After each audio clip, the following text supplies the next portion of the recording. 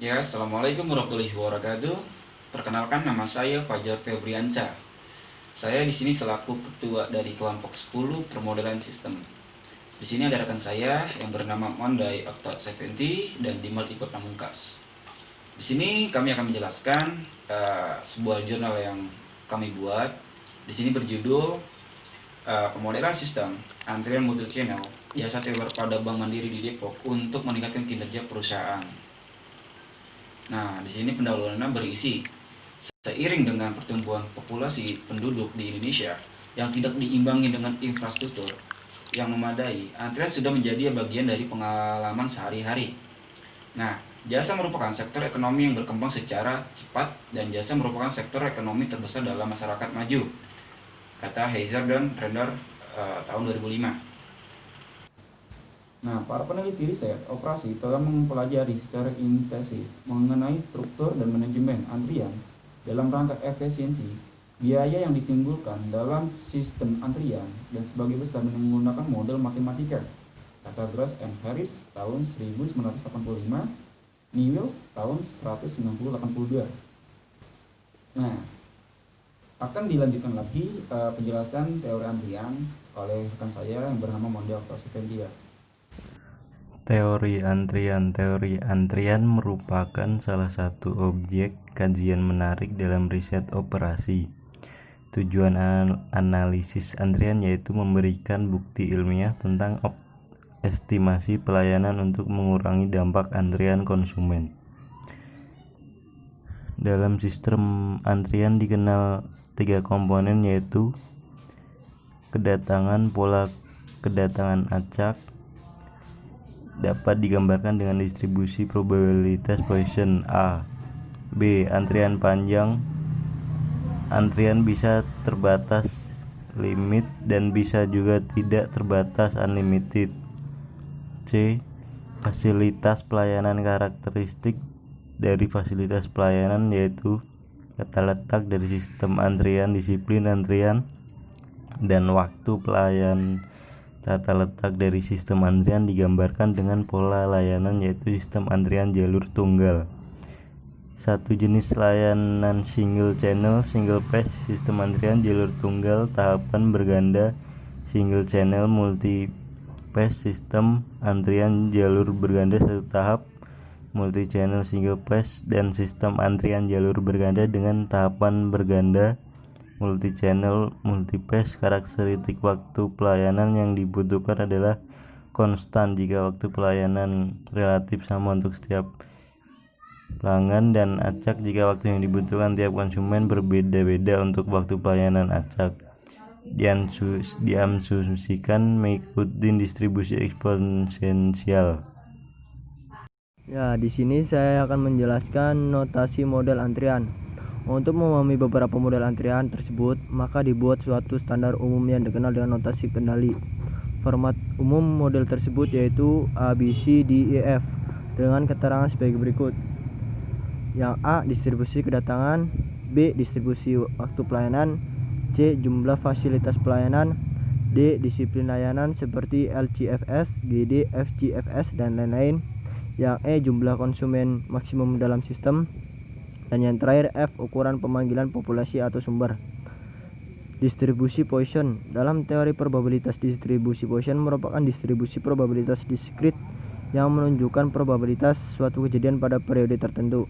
Nah, jika kejadian tersebut diketahui rata-ratanya dan bebas satu sama lain, menurut Hayek 1967, misal kedatangan diasumsikan terjadi dengan kecepatan rata-rata konstan dan bebas satu sama lain, maka probabilitas N kedatangan dalam waktu T dinyatakan dengan formula.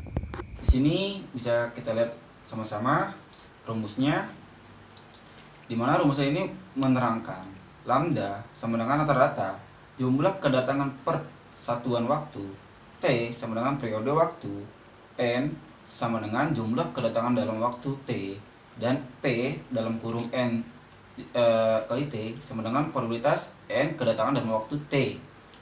Jika kedatangan mengikuti distribusi Poisson, maka dapat ditunjukkan secara matematis bahwa waktu antar kedatangan akan didistribusi sesuai dengan Distribusi eksponensial yaitu P dalam kurung T lebih kecil T sama dengan 1. Nah, uji distribusi. Salah satu uji distribusi yang dapat digunakan yaitu uji Kolmogorov-Smirnov menurut Daniel tahun 1989. Di mana langkah-langkah dalam uji ini tersebut yaitu A. Menentukan hipotesis H0 sama dengan distribusi yang diambil dari populasi berdistribusi A, dan H1 ini sama dengan distribusi yang diambil tidak berasal dari populasi berdistribusi A. Yang B. Statistik uji tes satu sampel Kolmogorov-Smirnov. C. Taraf signifikansi dan kriteria uji. Misalnya, taraf signifikasi A sama dengan 5%, tolak H0 jika nilai signifikasi lebih kecil A sama dengan 5%. Nah, di sini metode penelitian secara umum, metode penelitian mencakup dua aspek penting, yaitu satu, jenis dan sumber data, dan dua, teknis analisis data. Yang pertama, jenis dan sumber data. Proses analisis dalam penelitian yang menekankan pada bidang riset operasi ini memperhatikan kaidah analisis, permodelan, dan statistika. Objek dari penelitian ini adalah Bank Mandiri di Kota Depok. Sedangkan populasi dalam penelitian ini adalah nasabah bank yang mengantri untuk dilayani mengambil data primer. Dilakukan secara acak dalam tenggang waktu tertentu, yaitu 3 hari kerja pada pukul jam 8 pagi sampai dengan jam 3 sore. Yang kedua, teknik analisis data.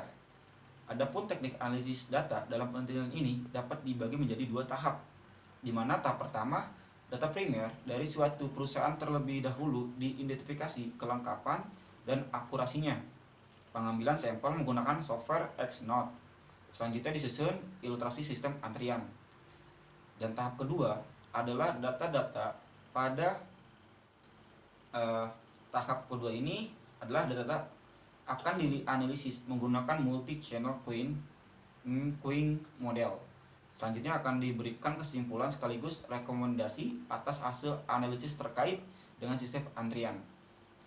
Di mana hasil pembahasan ini secara garis besar pada bab ini akan dijelaskan mengenai ilustrasi sistem antrian, uji distribusi, kedatangan dan waktu pelayanan, serta analisis dan ukuran kinerja sistem antrian. Nah, yang pertama, ilustrasi sistem antrian. Nah, dalam layanan jasa perbank, teller merupakan salah satu penting dalam melayani transaksi nasabah. Pada hari biasa, baik Bank Mandiri melayani nasabah dengan menyediakan 3 teller dengan jenis pekerjaan yang sama, yaitu transaksi keuangan. Seiring dengan peningkatan nasabah, maka selama 5 hari kerja, bank tersebut selalu membuka 3 teller sekaligus. Agar dapat dengan mudah dipahami, kami akan membuat gambar di belakang ini. Bisa kalian lihat baik-baik. Di sini menunjukkan ilustrasi sistem antrian pada Bank Mandiri, yang dimana pertama masuk, kita kedua ngantri, yang ketiga kita pilih mau di teller 1 atau 2, 3, baru kita keluar. Dan kedua, uji distribusi kedatangan dan waktu pelayanan, di mana A. Uji distribusi kedatangan H0 sama dengan kedatangan pasien berdistribusi posien, dan H1 kedatangan pasien tidak berdistribusi posien. Taraf signifikasi A sama dengan 5%. Berdasarkan hasil uji Kolmogorov-Smirnov dapat disimpulkan bahwa data tingkat kedatangan nasabah Bank Mandiri berdistribusi posien. Yang B. Uji distribusi waktu pelayanan H0, waktu pelayanan nasabah berdistribusi eksponensial. H1, waktu pelayanan nasabah tidak berdistribusi eksponensial. Taraf signifikasi A sama dengan 5%. Berdasarkan hasil uji Kolmogorov-Smirnov dapat disimpulkan bahwa data waktu pelayanan nasabah Bank Mandiri berdistribusi eksponensial. Di sini bisa kalian lihat juga data yang kami buat atau yang kami lakukan adalah output SPSS distribusi kedatangan, di mana N sama dengan 15, Poisson parameter mean 8,7333, most extreme absolute 0,100. Terus di references positif 0,101, negatif 0,066, Kolmogorov Simonov Z 0,392. Dan bisa kalian lihat juga output SPSS distribusi waktu pelayanan. Di sini waktunya N15, position barometer mean 7,667, dan ox extreme absolute 0,346, di references positif 0,161, negatif 0,346, dan Kolmogorov Simonov 1,339. Nah, dari kesimpulan data ini, setelah melakukan pengajian mengenai sistem antrian pada Bank Mandiri di Depok, dapat disimpulkan bahwa satu model antrian untuk layanan jasa teller pada Bank Mandiri di Depok adalah berbasis freeze service. Yang kedua, berdasarkan nilai-nilai pada ukuran, kinerja diperoleh probabilitas petugas menganggur sekitar 30% dan waktu menunggu dalam sistem tidak lebih dari 8,22 menit atau kita gunakan 9 menit. Maka secara umum dapat dikatakan pelayanan pada Bank Mandiri di Depok dalam kondisi yang efektif. Jadi begitu saja teman-teman, sebuah jurnal yang kami buat. Kalau ada salah kata ataupun salah dari data yang kami buat, yang kami dapat, mohon dimaklumkan. Kami ucapkan mohon maaf. Assalamualaikum warahmatullahi wabarakatuh.